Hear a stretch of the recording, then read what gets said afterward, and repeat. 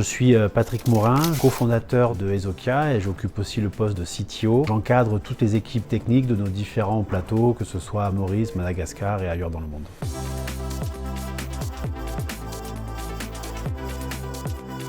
Alors l'IA est effectivement de nos jours un élément très disruptif dans le marché. Il est d'abord arrivé en tant que chat interactif où on pouvait avoir des réponses. Et maintenant, l'IA est assez mature et se structure pour accompagner les processus métiers, notamment les processus métiers de nos clients, et leur faire gagner de la productivité. Donc c'est là le passage à autre chose qu'un simple gadget de type chat, où l'IA doit être anticipée et réfléchie pour améliorer un process, améliorer une productivité ou faciliter des tâches. Nous sommes là pour les accompagner sur ce secteur. Ça nécessite de la réflexion, du recul et de la stratégie de planification.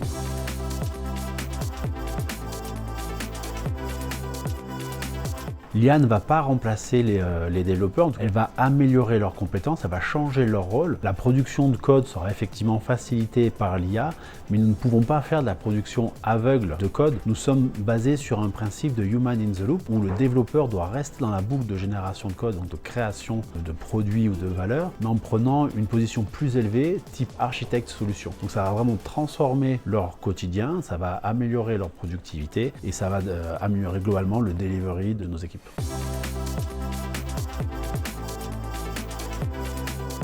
Nous avons commencé le projet de cette intégration il y a plus d'1 an. Nous avons créé différentes squads sur différents produits d'IA que nous avons essayé, comparé. Nous avons élaboré une shortlist de produits d'IA que nous avons validés et que nous avons intégré dans notre quotidien. Alors ça va de l'IA qu'on a mis dans nos IDE pour faciliter le codage, à de l'IA que nous avons transporté sur des aspects de sécurité ou une business unit gérant certains types de métiers, et une dernière IA que nous avons mis sur notre strate d'encadrement, donc tout ce qui va être la gestion de projet, la gouvernance, etc. Mais c'est le fruit de 1 an d'analyse et de recherche sur des produits d'IA pouvant correspondre à nos besoins. Et donc cette intégration s'est faite progressivement, d'abord au travers des squads, puis après des présentations, de l'assimilation par les équipes et après de la diffusion complètement au sein des plateaux.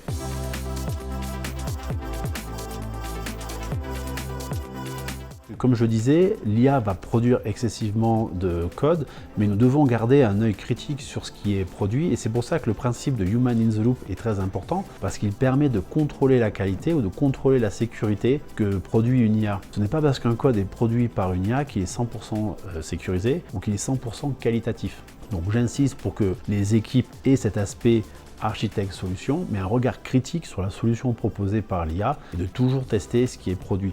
Mais le principe fondamental que nous maintenons, c'est le human in the loop, afin de garder le contrôle sur cette création et donc de garantir la sécurité et la qualité.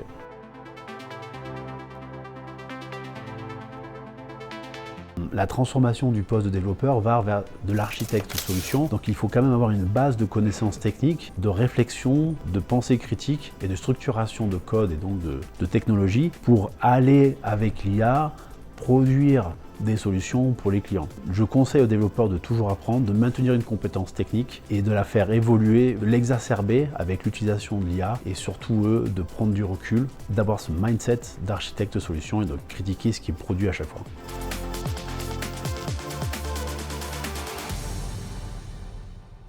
Ezokia, Innovative Digital Agency.